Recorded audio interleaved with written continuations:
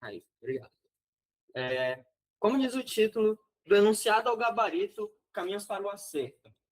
Bem, o que eu venho aqui ministrar é mostrar alguns caminhos, todas as nuances por trás do Enem, a prova do Enem. Como vou encontrar esse acerto que eu quero na prova do Enem? Pode ser uma pessoa que está no seu ensino médio, uma pessoa que já terminou o ensino médio, pessoas que estão na faculdade, que já terminaram a faculdade, que querem fazer o Enem, ou a fim de conhecimento. Bem, para esse, eu quero destacar aqui pontos principais, como o método, o tempo de prova, o objetivo pelo qual a pessoa está prestando a prova, o Enem, entre outros que vamos abordar aqui de uma forma bem prática. Porque eu escolhi selecionar algumas questões de várias áreas que o Enem cobra. Por exemplo, ciências da natureza, física, química, biologia, matemática, linguagens, história, filosofia. Todas essas áreas o Enem ele vai cobrar. O Enem vai cobrar, pode ser de uma forma muito conteudista, como vestibulares tradicionais, ou de uma forma um pouco mais light, como o Enem vem cobrando desde o seu início. Vamos para a primeira questão aqui. E antes disso, eu gostaria de dar um pequeno adendo sobre a prova do Enem. Porque a prova do Enem, para você conseguir fazer ela e ter domínio da interdisciplinaridade presente nesta prova, você tem que ter muita base. Se você não tiver uma base suficiente para conseguir analisar uma questão que possui gráficos, uma questão que possui um texto muito grande, uma questão que possui imagens, ou a relação entre várias coisas. Porque é isso que o Enem cobra. Ele cobra um conhecimento um pouco mais avançado quanto ao o conhecimento em si. Por quê? Porque na época que não existia o Enem como uma prova, como a porta de entrada para a faculdade, existiam os vestibulares tradicionais, o FUVEST, o EA, entre outros vestibulares tradicionais que servem de exemplo para esse pequeno adendo. Mas como funcionavam esses vestibulares tradicionais? Era uma decoreba enorme, enorme.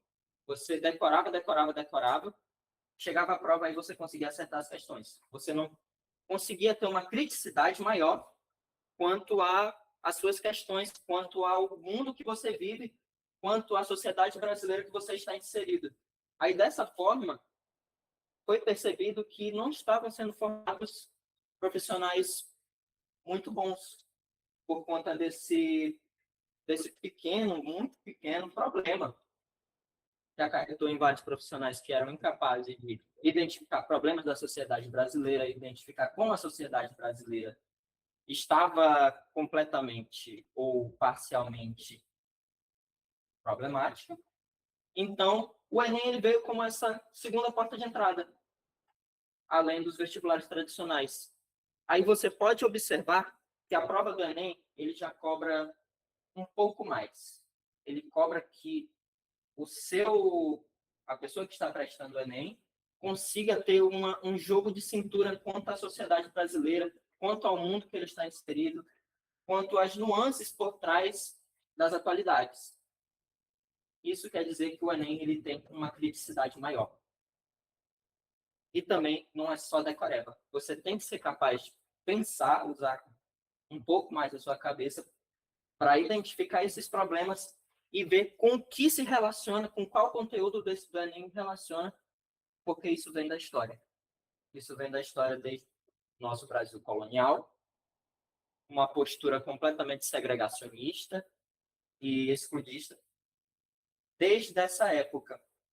A UEM ela vem com essa porta de entrada. Não estou querendo dizer que as provas tradicionais não são dessa forma, porque, com toda certeza, elas se adequaram. Elas se adequaram a esse novo estilo, a esse novo mundo capaz de ter criticidade, de bater a porta no mercado de trabalho e formar profissionais extremamente bons. Temos como exemplo, com toda certeza, a FUVEST. A FUVEST é uma prova extremamente conteudista, mas ao mesmo tempo tem uma criticidade muito grande. Também é considerada uma das provas mais difíceis do Brasil por conta disso. Mas vemos aqui para falar de uma forma mais prática, de uma forma mais dinâmica quanto à resolução das questões da prova do Enem para encontrar esse seu acerto que você quer. Então, eu trouxe aqui essas questões, algumas questões das áreas, todas do Enem. Eu não peguei de nenhum outro vestibular, porque o foco aqui é o Enem. Então, a primeira coisa que eu digo sobre resolver questões do Enem é observar, dar uma passada geral. Então, uma pequena passada geral na questão, não precisa ler ela no começo. Lê o comando de questão e depois vai dar uma passada geral e depois volta e lê ela bem mesmo. A representação indica que no momento D, na situação, aí você vê, observa, tem uma imagem, você já identifica qual é o conteúdo que é essa imagem. Qual é o conteúdo? Obviamente, biologia, porque a biologia tem várias sub-áreas que também estudam populações, como indica o momento, o próprio texto que ele dá de base, uma população no momento A sofre isolamento em duas subpopulações no momento B, por um fator de isolamento I. Então, eu já identifico, além do conteúdo, do que se trata essa questão. Ela se trata de outra coisa da biologia, que é a especiação. A especiação é o processo de formação de espécies, que torna espécies através da deriva genética, do processo dele de trocar genes e fazer novas espécies que se tornam, consequentemente, incapazes de se reproduzir com aquela espécie anterior. Formam novas espécies. Passando por um tempo, essas subpopulações apresentam características fenotípicas e genotípicas que as distinguem no momento C. Ou seja, elas já não trocam genes nesse momento C. Representadas na figura pelas tonalidades de cor e posterior desaparecimento do fator de isolamento I. No processo de especiação, formação de novas espécies, é necessário ter um fator de isolamento. A biologia fornece esse fator de isolamento. Ele diz que o fator de isolamento é aquilo que torna a população incapaz de ter contato entre si, podendo ser isolamento pré-zigótico, isolamento pós-zigótico, geográfico, comportamental, sazonal, entre vários outros tipos de isolamento gamético também, que pode levar, no momento D, às situações D1 e D2. Então, agora você parte para analisar a questão, parte para analisar a imagem. Você vê que no momento A, as duas, uma superpopulação, uma população está junta, aí tem um fator de isolamento, pode ter surgido uma montanha, pode ter surgido um lago que impossibilitava a gente terem contato entre si, aí eles se separam por esse motivo. Momento B, as duas populações estão separadas, como o próprio texto diz, e o momento C, houve um fator que separou essas duas para sempre, porque a gente vai ver no final da questão que tem o momento D1 e o momento D2. Aí você observa o momento D2. Pegou a população, a superpopulação de baixo, aí fez ela trocar genes com a população de cima, a população que está mais escurinha. Aí teve o momento D1. O momento D1 já não troca entre si, pode ver que são duas populações diferentes. Então é isso que cobra o Enem. O Enem, ele cobra essa interdisciplinaridade, essa capacidade de identificar qual é o tipo de questão e qual é o tipo de coisa que ele quer que você analise. Então você já analisou isso, já soube que é especiação, conteúdo, e agora você vai para as alternativas. Letra A. D1 ocorre um novo fator de isolamento geográfico. Não tem nada que ler nessa alternativa. Ela está horrível, porque a própria questão já disse. O fator de isolamento I, sumiu. E elas foram colocadas juntas, como a própria questão disse. Você já sabe que a A não é. A letra B. D1 existe uma única população distribuída em gradiente. Você vai para o conceito de populações. Geografia. Perdão. A biologia, ela coloca um nível hierárquico da organização dos seres vivos, dos seres bióticos. Ele coloca espécie, população, comunidade, ecossistema, bioma e biosfera. Ok, então você vai, espécie, o conceito de espécie você tem que saber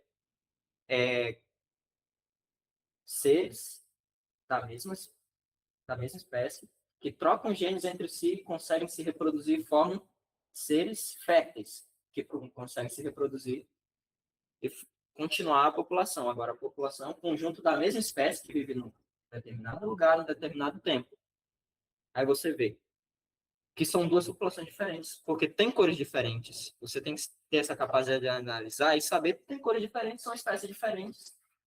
Então, não são da mesma espécie, então são duas populações. São duas populações no momento D1.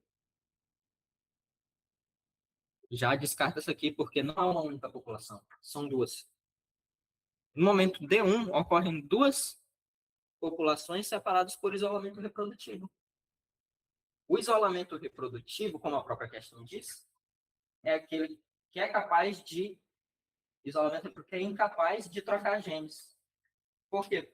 Pode ser por fator de isolamento pré-zigótico ou pós-zigótico. Então, eles não são capazes de trocar genes. Aí você analisa novamente, vê que são populações diferentes. Se elas são populações diferentes, elas não conseguem trocar genes entre si. Então, elas são isoladas reprodutivamente. Você precisa ler as outras questões? Não. É isso que cobra o tempo de prova. São 90 questões mais uma redação no primeiro dia e 90 questões no segundo dia. Então, você tem 3 minutos, 5 minutos no máximo para resolver essas questões. E essa questão aqui é para se resolver em 1 minuto e meio. 1 minuto e meio. Essa questão não tem muita coisa que você precisa analisar, fazer muitas contas. Até porque o Enem ele coloca algumas questões que você precisa analisar mais, você precisa fazer muita conta. Tem muitas nuances naquela questão. Você pode tomar 5 minutos para fazer essa questão facilmente. Aí, nessas questões que são mais simples, você precisa ter esse jogo de cintura para fazer ela bem rápido e se tornar capaz de resolver o resto das questões. Aí, dessa forma, você termina a prova bem, termina a prova confiante, porque você sabe os conteúdos. E é isso que eu vejo muito professor de cursinho falando, que você tem que ir primeiro nas fáceis, depois nas médias, depois nas difíceis. Com toda certeza, isso está certo, mas eles colocam isso como se fosse a principal coisa para você resolver a prova do Enem, tendo como estratégia de prova. Mas aí você vê as fáceis, quem consegue resolver as fáceis coloca ela como difíceis. Não consegue resolver as médias, aí você já começa a perder a paciência, começa a ficar um pouco mais com medo da prova, aí não consegue resolver ela bem. Por isso que a melhor forma, a melhor estratégia de prova que existe para a prova do Enem é saber os conteúdos. Você deve ter estudado, você estudou, você se preparou para a prova do Enem, você sentou numa cadeira, viu várias aulas, anotou, fez muita questão durante o ano, você é confiante para fazer a prova do Enem, porque você tem o conhecimento necessário para assimilar as questões. Até porque você já assimilou as questões dentro de si. Então, qual a resposta correta dessa questão? Com toda certeza, a letra C, pela questão de isolamento reprodutivo. Passa para a próxima. Essa aqui também é outra questão de biologia, mas essa que eu coloquei pela questão da interdisciplinaridade. O Enem colocou essa questão de metabolismo energético, fotossíntese. Mas também ele colocou outra coisa, que é o microespectro da faixa da luz visível de física. A faixa de luz visível da ondulatória. É outra questão que só cobra um pouco de interdisciplinaridade de ondas eletromagnéticas. Qual é a faixa de absorção das algas, do filamento das algas? Aí, bora para a questão. Em uma aula sobre metabolismo energético, foi apresentado um experimento clássico realizado por Engelmann, um recipiente contendo bactérias aeróbias e uma alga verde filamentosa foi submetido à iluminação de uma fonte de luz, representada pelo microespectro. Após a explicação, um aluno esquematizou na lousa o resultado do referido experimento. Aí você vai para a fotossíntese. Vai para para o metabolismo energético, que é o conteúdo da biologia que estuda basicamente isso. A fotossíntese. Aí você lembra. A fotossíntese é um processo anabólico, porque existem processos catabólicos, existem processos anabólicos, exergônicos, endergônicos, ou seja, absorvem energia ou liberam energia. É somente isso. A pessoa fica com medo das palavras difíceis que eu nem coloco. Por exemplo, endergônico. Muita gente tem medo de endergônico, exergônico, porque não sabe o significado das palavras. Mas nada mais é a questão de absorver e liberar energia. Somente isso. Aí você vai para o aspecto eletromagnético que as algas são plantas. Todo mundo concorda que algas são plantas. Então, o fotossistema 2 e o fotossistema 1 são partes integrantes essenciais da fotossíntese. Aí você vê que o fotossistema 2, ele é do pigmento verde, mas ele absorve mais da faixa do vermelho, porque o vermelho está mais próximo da radiação eletromagnética, que chama infravermelho. Ele tem uma energia de calor. O infravermelho, ele transporta calor, porque são ondas de calor. Você pode ver o sol ele libera calor, porque ele libera vários raios, rajadas eletromagnéticas na Terra, e uma delas é o infravermelho, que é justamente o aspecto das irradiações eletromagnéticas que transporta a energia térmica. Aí você vai para as alternativas, até porque essa questão é fácil. Considerando a figura, a faixa do microespectro em que a alga possui maior taxa de realização fotossintética é a do anil. Aí você pode ter a confusão de perceber o seguinte: ele aponta bactérias aeróbias e o filamento da alga verde, mas a pessoa pode ter deixado essa questão para o final da prova e não ter percebido que havia uma seta apontando que existiam bactérias aeróbias e um filamento de alga verde. Você pode imaginar que isso aqui seja uma espécie de gráfico demonstrando que aqui absorve mais energia e aqui absorve menos energia. E aqui não absorve energia. Mas não é assim. Existem as bactérias aeróbias que estão sendo demonstradas na imagem e o filamento de alga verde. Aí você tem que lembrar que o fotossistema 2 ele é capaz de absorver a, a faixa da luz visível mais do vermelho do que do azul e violeta, porque fica essas nuances entre esses dois. Por quê? O azul, 500 e 700, aí você lembra. 700 também está no fotossistema 2, porque é o aspecto da luz visível que ele consegue absorver mais. Biologia é muito disso. Você tem que saber os nomes, tem que saber que é também um pouco de decoreba do conteúdo. Mas biologia, o resto, linguagens, história, você tem que saber contexto. O contexto é essencial para resolver as questões. Mas aqui não tem para onde escapar, você tem que saber o conteúdo, deve ser capaz de colocar isso na questão. Aí você lembra, é um espectro maior da luz visível, tem 700 nanômetros, que é o vermelho.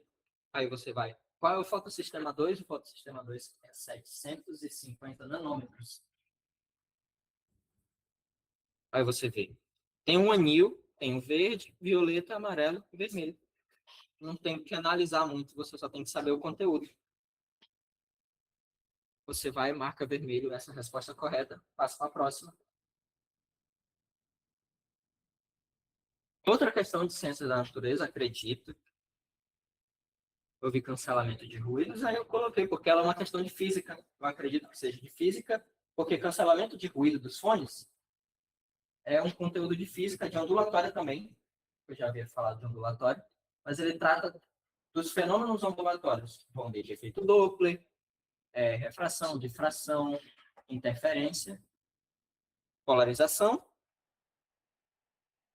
Aí você vai para as questões e para o comando de questão, principalmente. A tecnologia redutora do ruído é CR, cancelamento de ruído, utilizado na produção de fones de ouvido baseia em um fenômeno em qual fenômeno ondulatório. Tem um texto enorme, tem muita gente que vai ler esse texto, porque ela precisa ver o que se trata esse texto, mas você não precisa. Até porque o comando de questão já te deu, que é cancelamento de ruídos. Ruídos é uma onda sonora. Uma onda sonora se propaga no meio material, porque ela é uma onda mecânica. Mas o que faz uma onda se cancelar? Outra onda. Outra onda que veio, bateu nela, mais especificamente as cristas dela, vai observar dessa forma aqui, elas vão ficar, de certa forma, iguais. Que a amplitude da interferência, ela pode fazer isso aqui, sumir, ou ela pode se somar e ter o dobro da amplitude. Mas como são ondas de cunho destrutivo, então elas vão se destruir. As cristas, elas vão se subtrair e o cancelamento de ruídos acontece. Então você vê qual é o fenômeno ondulatório que vai tratar exatamente disso. Interferência. Aí vem as questões de absorção, interferência, polarização, reflexão, difração, poderia ter entre outros, mas não há nenhum distrator da questão. Se não há nenhum distrator, interferência. Interferência é a resposta correta. Dessa forma você passa para a próxima. Questões de física são tecnicamente assim. A maioria das questões de física que caem no Enem é calor, estuda termologia, ondulatória, dinâmica, cinemática. E principalmente a que mais cai de todas, eletrodinâmica. A eletrodinâmica é a que mais cai, ao menos umas 4 questões de eletrodinâmica. Que por si só já é um dos conteúdos mais difíceis da física. Não tão difícil porque o Enem ele cobra de uma forma diferente. Ele cobra que você saiba os conceitos. Aí pode ver, não tem cálculo. A maioria das questões, também de ciências da natureza, não cobram tanto cálculo. Você tem que saber esse conteúdo e você resolve a questão.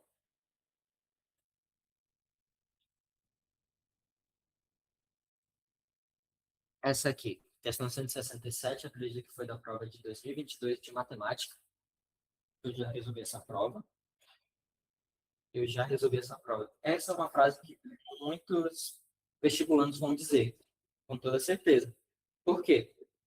Porque o vestibulando ele vai parar o final de semana dele para sentar, resolver uma prova, corrigir. Ele vai corrigir essa prova.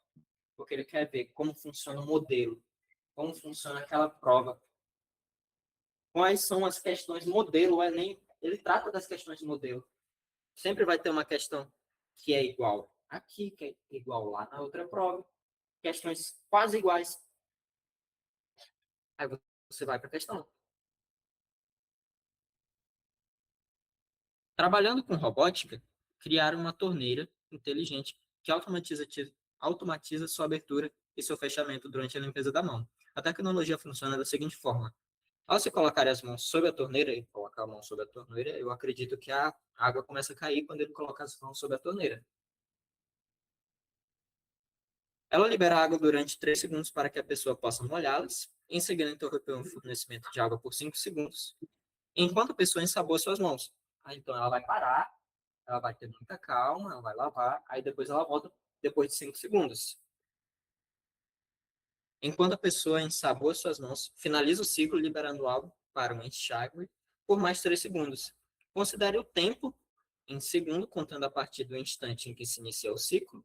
A vazão de água nessa torneira é constante. As questões vão cobrar dessa forma, elas vão colocar atrito, desconsidera o atrito, a vazão é constante, para facilitar o seu cálculo. Agora, os vestibulares tradicionais, não, eu vou colocar, considere o atrito, vão dar o coeficiente de atrito, vão dar uma vazão, aí você tem que considerar essa vazão e resolver sua questão. A vazão dessa torneira é constante. Um esboço do gráfico, que descreve o volume de água acumulado em litro liberado por essa torneira durante um ciclo de lavagem das mãos em função do tempo em segundo. Analisou a questão, internalizou ela, você percebeu o seguinte no final. o volume de água acumulado. Se é acumulado, não vai descer do nada a água. Muita gente acredita nesse Enem, eu uso muita rede social também, apesar de estudar, uso redes sociais. Marcou a letra A. Marcou a letra A na prova. Marcou a letra A, foi para a próxima, foi feliz, achou que acertou. Não, errou.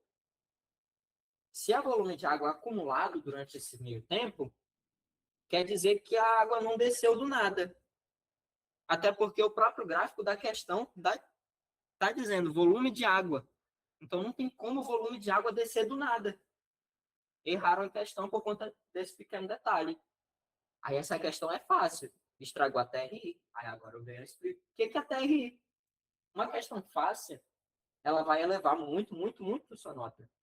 Diferente de uma questão difícil.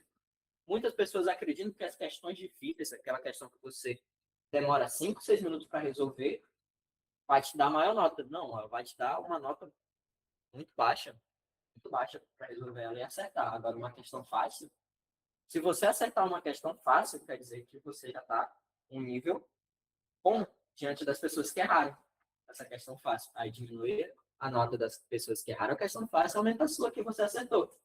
Então, esse é o estilo da prova do Enem. O estilo que te cobra. Cobra que você saiba uma base, que você tenha uma base muito forte. Até porque a criticidade da Enem cobra essa base forte. Se você não tem uma base forte, você não tem jogo de cintura. Então, aí diminui sua nota. TRI é isso. Teoria de resposta ao item. A teoria de resposta ao item. Tem que enfatizar essa palavra. Essa palavra. Aí as próximas começa uma loucura. Começa a cair o volume de água. Começa a subir do nada o volume de água. Mas não é assim que funciona. Ele está dizendo que subiu por 3 segundos. Aí eu vou usar já a questão que está correta, é a letra B. Letra B eu já olho que ela já é um gráfico mais perfeito, já é um gráfico mais bonito. Até porque o Enem é uma prova socialmente correta. A pessoa, se você consegue enxergar, esse gráfico está mais bonito, esse gráfico está mais perfeito, você tem que prestar atenção mais nele. Para você ver. Tem o momento zero não tem nada de água, não começou a vazão. Aí aumenta 3 segundos. Aí permanece constante e aumenta de novo. Aí dessa forma você descobre que a questão correta é a letra B. E assim, esse modelo de questão aqui cai todo ano, todo ano. Todas as provas, linguagens, ciência da natureza, ciências humanas, matemática, esse tipo de questão cai de uma forma diferente. Óbvio, a linguagem vai cobrar um gráfico de forma diferente. Mas em todas as áreas vai ter gráfico. Sempre vai ter gráfico.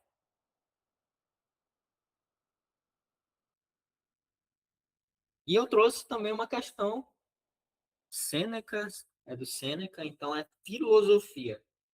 Uma questão de filosofia, pode ver o tamanho dela, muito pequena, bem pequenininha essa questão, porque filosofia cobra sim.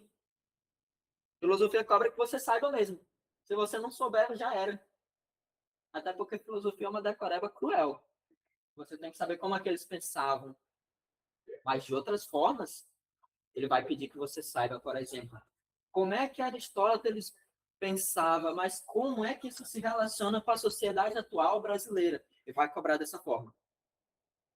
Vai cobrar dessa forma os pensamentos de Aristóteles, pensamento da eudaimonia, pensamento das quatro vias, da forma como ele influenciou a filosofia cristã, o nosso cristianismo, e como também ele pode ter influenciado o Brasil colônia, as expedições europeias, a Igreja Católica, até porque ele influenciou a filosofia cristã medieval, ou seja, ele influenciou principalmente São Tomé de Aquino, que internalizou as ideias das quatro vias de Aristóteles, que é, tem um ente aqui em cima, ele vai querer fazer um final através de uma matéria que vai tomar uma forma.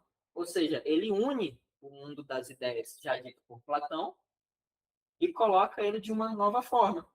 Ele coloca essas quatro vias, os quatro estados. Aí você vai para a questão. Essa aqui eu já aconselho fazer de uma forma diferente.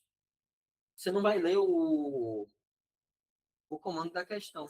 Olha o tamanho da questão, você vai ler o comando de questão e vai voltar. Não, você já não leu 4 linhas e já esqueceu a questão. É impossível você ter esquecido a questão em 4 linhas.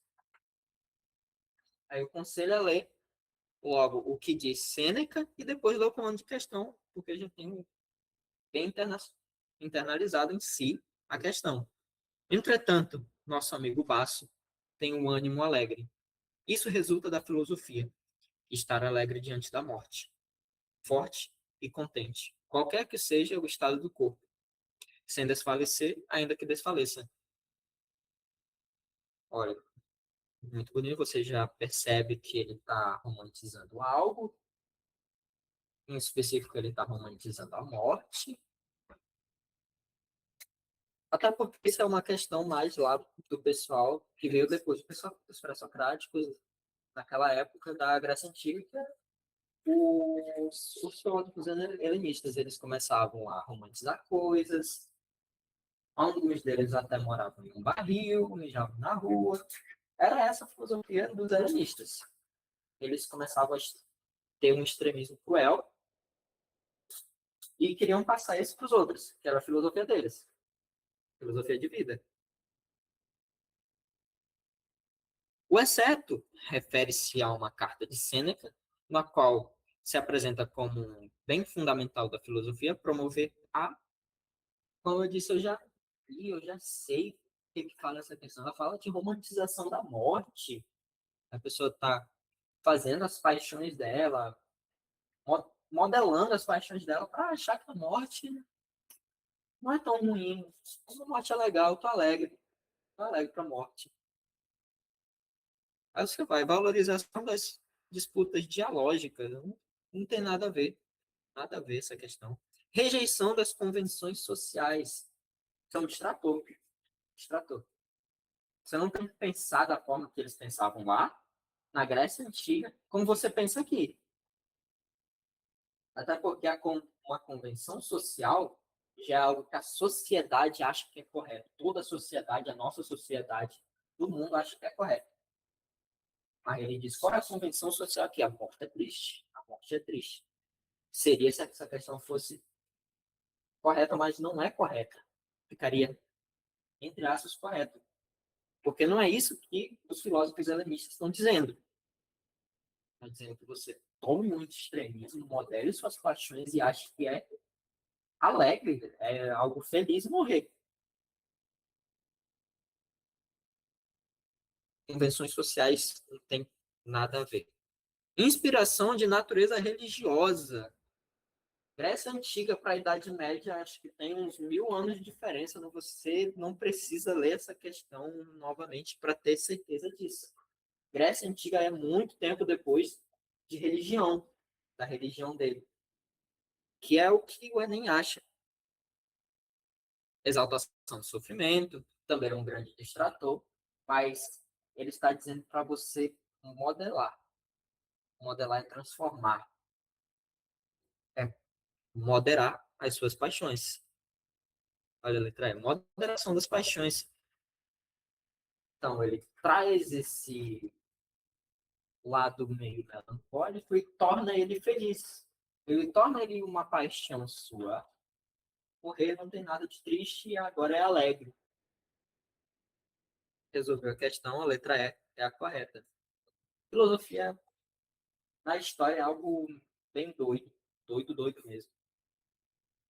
Até, até a filosofia moderna já tinha uns que já estavam meio pirados na cabeça. Por exemplo, o René Descartes. René Descartes acreditava que tinha um demônio atrás dele. Aí esse demônio ficava falando com ele todo dia, todo dia, todo dia. Aí se o demônio saísse dele, ele morria. Ele pensava assim. Esse demônio ficava perguntando dele, duvida daquilo, duvida, duvida, duvida. É por isso que surge o método científico. O método científico da dúvida metódica de René Descartes. Até aqui é o mais normal, normal, porque depois começa a surgir os contemporâneos. Os contemporâneos, cara, vive do teu jeito, faz o que quer na vida. Os existencialistas começam a falar muito disso. Aí fala de Nietzsche. Nietzsche, ele coloca muitos paradoxos do pastor e das ovelhas. Ele critica fortemente a religião, entre outros. Eles começam a ser muito mais extremistas a partir da filosofia contemporânea e muito mais doidos. São exemplos. Essa questão aqui, eu li DIP, então acredito que seja de história.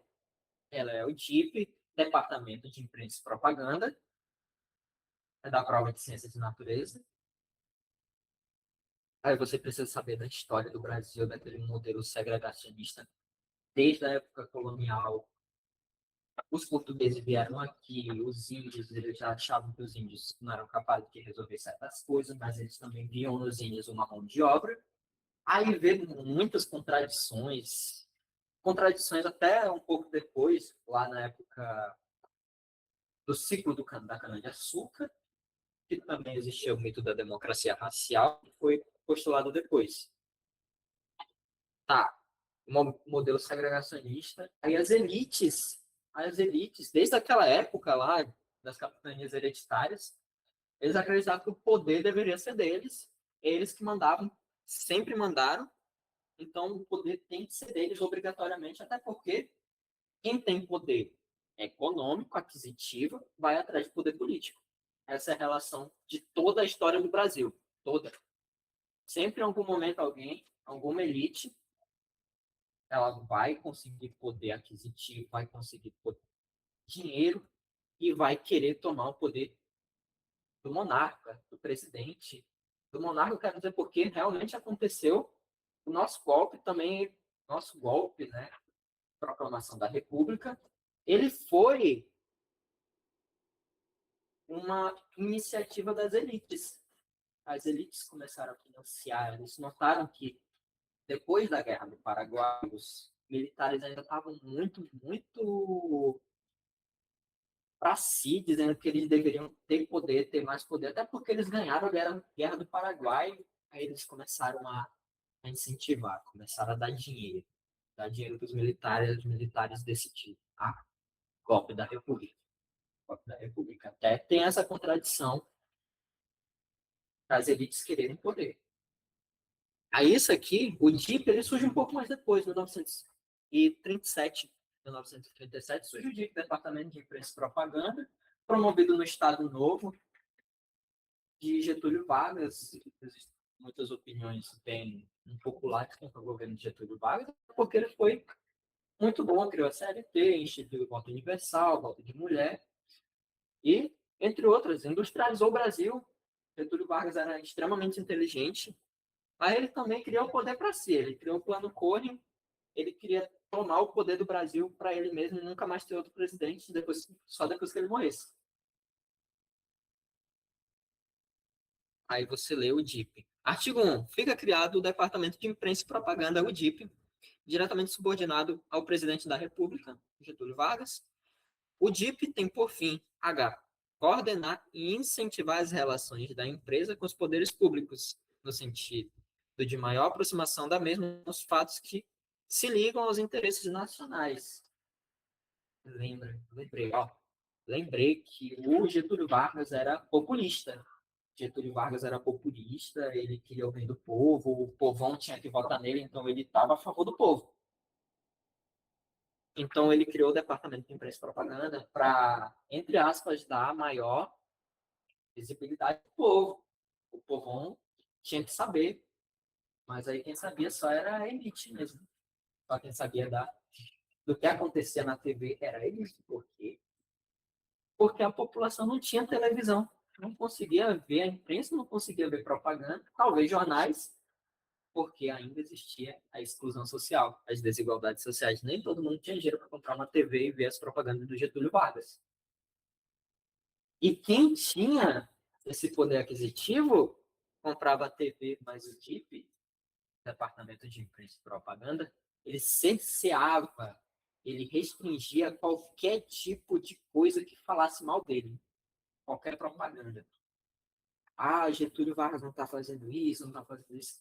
A imprensa era completamente dele. Quem mandava na imprensa era ele. Ele tinha o poder de colocar o que ele quisesse na cabeça do eleitor.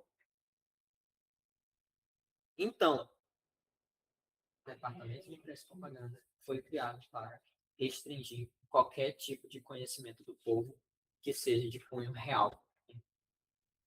Até, até pode ser algumas coisas que aconteceram na realidade com ele, mas ele falava outra coisa na imprensa e as pessoas não sabiam. Então, corrupção, desinformação, desde essa época, 1937, ela veio sendo construída, corrupção, corrupção, desde a época do Brasil Colônia. Porque a estrutura do Brasil Colônia é o principal que o Enem cobra, Brasil Colônia. Porque as bases que o Brasil tem hoje foram construídas lá, desde a escravidão africana, corrupção, porque tinha tensões entre as câmaras municipais que existiam lá, os homens bons, eles não queriam receber as ordens lá de Portugal, eles não queriam receber as ordens do governador geral, aí começa a corrupção. Eles começam a dar seis Maria para quem não podia, porque a seis Maria tinha que ser deles. Só o capitão donatário, aí eles começavam a doar parte de terra, aí o dinheiro não chegava para Portugal. Aí que surge a corrupção no Brasil. Aí, com base nos trechos do decreto, as finalidades do órgão criado permitiram ao governo promover a diversificação da opinião pública. Era isso que ele queria? Não, não era isso que ele queria. Ele restringiu completamente. Quem falasse mal dele, primeiro que nem ia para a imprensa, porque quem mandava lá era ele. Se falasse mal dele, ou era aqui, morria, ou era preso. Aí a gente vê a ditadura militar vem um pouquinho depois. Aí sim, eles começam, não pode falar mal do governo, não pode nada, não pode. Se falar mal, ó, é tortura, mata. Regime militar foi isso. Regime militar foi isso. Querendo ou não, eles ainda escondem algumas coisas do regime militar. Mercantilização da cultura popular. Não, tem nada a ver com a questão, ele está falando do DIP. Ele não mercantiliza, até porque ele está promovendo a imagem dele. Não está tornando ele do mercado. Ele está tornando ele mais elegível para o povo. Controle das organizações sindicais. Também não. O DIP ele atuava somente na imprensa e na propaganda. Não tinha a ver com os sindicatos. Cerceamento da liberdade de expressão. Existiam jornalistas na época, existiam pessoas que queriam falar na televisão, mas Getúlio Vargas não permitia.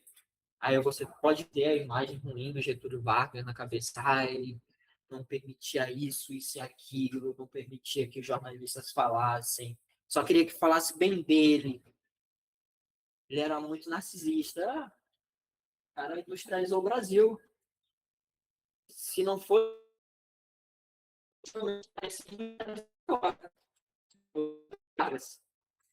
para ele fez a industrialização do Brasil avançar. Não da mesma forma que a Alemanha fez quando ela queria fazer guerra. A Alemanha fez uma industrialização brutal, ela fez a guerra com a França e depois ela já se industrializou, ganhou a guerra. Ele fez a unificação dos povos que existiam lá na Germânia, não era tudo juntinho, eles ganharam a guerra, eles fizeram a unificação, a industrialização, fizeram a indústria muito grande, começaram a produzir arma, porque eles queriam fazer guerra, porque eles queriam territórios na África, nessa época era o neocolonialismo que era vigente, eles queriam terra, porque eles não estavam na partilha, aí, a gente quer entrar na partilha, aí começa aquele nacionalismo exacerbado. Aí surge a Primeira Guerra Mundial, explode a Primeira Guerra Mundial, quando um terrorista mata o Francisco Ferdinando, aí explode a Primeira Guerra. Aí fica nessa até a Segunda Guerra Mundial e a Alemanha perder e abaixar um pouquinho a bola.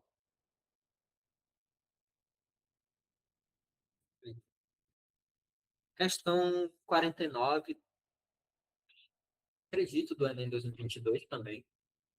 De geografia. Geografia, muita gente negligencia geografia. Eu queria negligenciar geografia, mas meu professor é muito bom, ele explica geografia muito bem.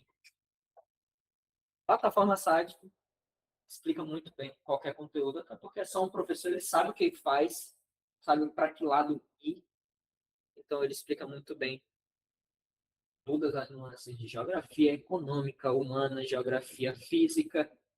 Ele relaciona com o Brasil, aí a pessoa consegue estudar, porque é bom. É bom ouvir alguém falando do que é certo, do que é verdade, de uma forma um pouco mais menos mecânica.